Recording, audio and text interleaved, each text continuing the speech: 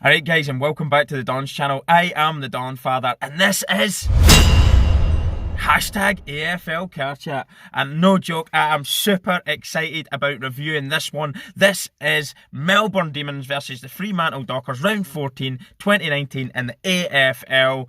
Absolutely outstanding. I promised I wouldn't swear or try not to swear, but I'm sorry because there is young viewers watching, but what a fucking game. Absolutely sensational. Great footy being played. Absolutely entertainment. End to end stuff. Bum, bum, bum. It was like watching a tennis match at times. Phenomenal stuff. I got up at 5 o'clock in the morning and this is a sort of game that makes it all worthwhile. 3 cups of coffee in me. Can you tell? It didn't matter. Didn't need coffee to stay awake and watch this one. Absolutely sensational stuff. I missed the first quarter because I was actually getting all set up, getting the TV done and everything. So I missed the first quarter. Did watch a little bit of the highlights at half time of some stuff that happened in it. Really good quarter anyway. On to the second then, from what I did see, loads of little talking points as well. Some not so good things to talk about if you're a Dockers fan. But the second quarter finished 34-40 in favour of the Dockers. Lockhart got one. Max gone and Big Darcy. I love watching Big Darcy for the Dockers. Young player, really big unit. He kind of got the better of Gone, who's the star man, of course, for the Demons. Really, really good player, but Darcy was holding his own. He was winning things in the air, beating him first to the ball, intercepting. Really, really stepped up in the first half anyway. Stood out and shone. Clayton Oliver got one.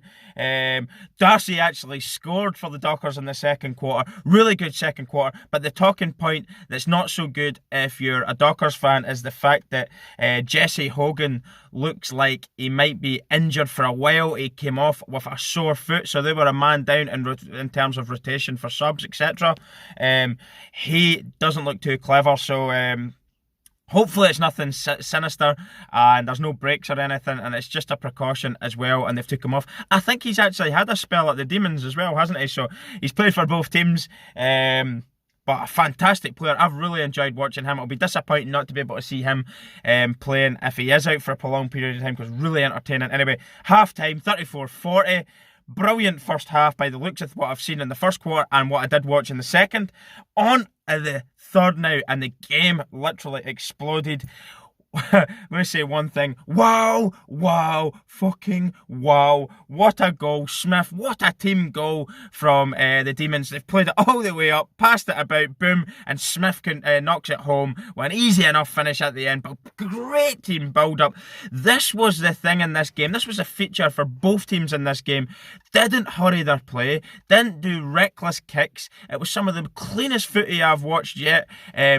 Picking out proper passes, deliberate passing and executed kicks and brilliant marks in the right positions and lovely flow to the game. But that goal had everything for the build-up and an easy finish at the end. Sam Wiederman, great mark, jumps up to the heavens, picks it out of the sky under pressure from surrounding ruckman and converts and scores the goal. Easy enough. McDonald forced into the boundary line as well from the umpire. Kept pushing him at the angle. Under a bit of disputed it a little bit with the umpire, but took it anyway and slotted it home in true executing fashion.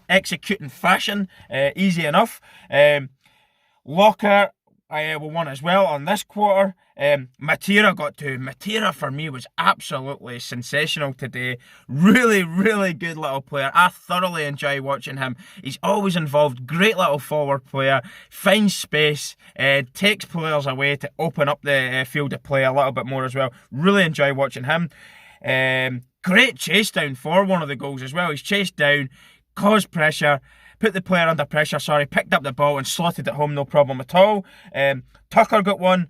Brayshaw got one with, oh my word, that man Matera again. The absolutely unbelievable imagination of this player is frightening. He's on the deck. He's threw the ball onto his foot and he's kicked it.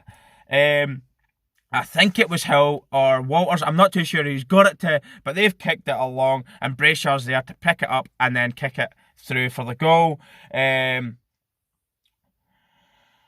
Yeah, just loads of scrapping in that quarter there as well. Loads of fighting, loads of stuff going on for that goal. Players were fighting. I think Walters took an elbow or something to the jaw. He didn't look too happy, but there was loads of fighting going on. And for that moment, the Demons switched off, and that's what led to that goal. Brilliant bit of play, and of course the finish, as I said. So going to that quarter, did I mention what I finished? I don't know if I did. 60-65 in favour of the Dockers, who are the final quarter kings of the tournament so far. They've been the best final quarter team, and the Demons have probably been one of the worst. So 5-point lead isn't really much, but when you see the sort of form they're in, and this is the Michael Walters quarter, isn't it? This is where he comes alive. He's had to kick before the siren, after the siren, just the business end of the game. This is his quarter, and he steps up. However, there is a however. The Demons won it. Would you believe it? 85-71. And here's what happened. Gone got one. Unbelievable team play. Harmsworth won. McDonald, the big man, got two. Absolutely brilliant game from him. Made himself big up the top. Got space. Battled for everything. Kicked really, really well. One from the 50 and a lovely second, which was like a slider from the right-hand pocket through the sticks. Composed finish, really well played, and Walters got the only goal of the fourth quarter. It is his quarter, right enough, but it wasn't enough to stop the Demons, who were absolutely sensational today. Now I'm going to go through my names that stood out and my man of the match, etc. Going into this, I think the Demons had like 4 losses and the Dockers were on like 4 wins. So I actually backed the Dockers to win this, and it never happened. It was an absolutely unbelievable game of footy. As I said, there wasn't a lot of bad play. There wasn't a lot of scrappy stuff. It was clean footy, lovely composed play throughout.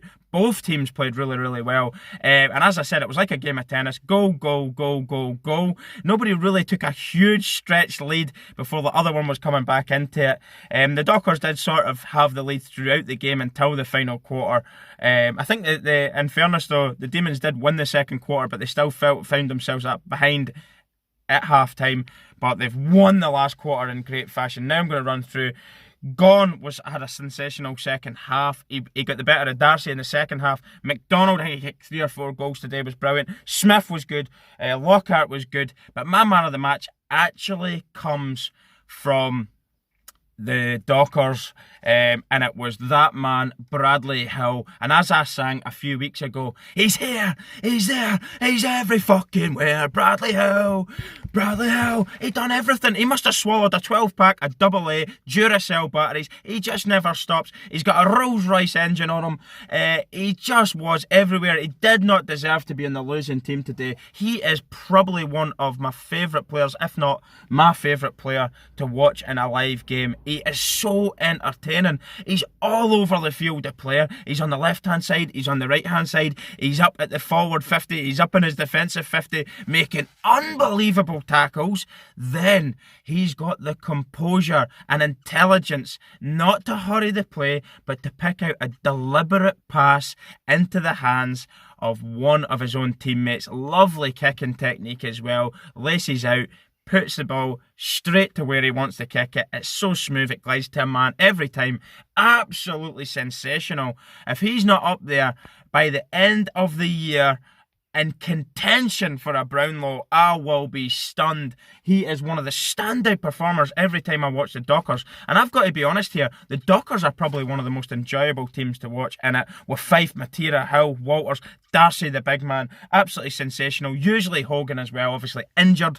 Big loss to them. But the winners, and huge congratulations to the Demons. It's a grand old flag. It's a high-flying flag. Well done. You've done it. You've broke the curse that was hanging over you for a while there, and maybe you can kick on. Could they get themselves into the 8? Who knows? You need to follow on the form, find a bit of consistency, and gather the momentum and get in there. I think they need something like 9 wins now to probably mathematically get themselves in there. But stranger things have happened in sport. It's about belief. Keep believing. I fully expect the Dockers to get in there. They've been absolutely brilliant. I think I would put it down to, I think they had 2 men off after Hogan went off. There was somebody else, can't remember who it was, so they were only down to 2 changes. But congratulations to the Demons, commiserations to the Dockers. Absolutely love watching the Dockers too, and congratulations to Bradley Hill. Wow, what an individual performance. But brilliant game all over. I really enjoyed it. There isn't many games I don't enjoy. There's some better than others, but this one was the purest footy that I've watched yet. Everything was done right from both teams, and Dockers maybe are up there now, but people wouldn't consider the Demons to be up there. But it doesn't mean they can't play good footy. Really beautiful stuff. Thanks very much for watching my review. I hope you've enjoyed it as much as I have. If you haven't watched this game, check out some of the highlights. Really good highlights. AFL will post them about half an hour after the game, but it's worth checking out. I'm going to go here now and watch St Kilda. I'll possibly do a review on it. That'll be my 4th game of the weekend already. Do not question my dedication to this sport, whatever you do. There is people out there, there's a man, Sean, who says, why don't you react to highlights? 2 reasons, because I actually watched the game live, so it's not a fair reaction of me reacting to highlights. There is copyright issues. They're not massive issues. You can't monetize your videos if you put highlighted stuff on. But it doesn't mean I won't do it. I will do it to games that I haven't seen. But I'll also do my AFL car chat on a Monday, which is a full roundup of all the games, standings, etc. Talking points, key things that might have happened, off the field stuff that might have happened as well. So that hopefully answers your question, Sean. But I will do highlights, so do stay tuned. Be patient. Don't sound disheartened. I hope you still enjoy these though. The hashtag AFL car chat. I think they're absolutely sensational. I do get good feedback on them. And my chair chat as well. It's just something I'm doing. It's a little bit of fun. Any excuse to talk about footy, a sport that I'm deeply in love with, and it didn't take long. I feel like I'm really coming to grips with it now and getting on the right terms. The sliders, the grubbers, spirals, tarps, everything. I'm getting the correct terminology now as well. I absolutely just love it. Some speckies have marked as well. There's another one I know, and there has been a couple of speckies happened this week. Flying Ryan, probably the best specky of the weekend so far. Absolutely outstanding for the Eagles the other day. If you haven't seen that one, do check it out. It was wonderful. But anyway, I'm going to go now. I'm rattling on a bit now, but really did enjoy it. I'm absolutely buzzing. Nothing to do with those 3 cups of coffee that I've absolutely demolished. Maybe I should swallow a dozen batteries like Bradley Hill has, and that'll keep me charged for the weekend's footy. Thanks again. I am the Donfather. Peace and goodbye.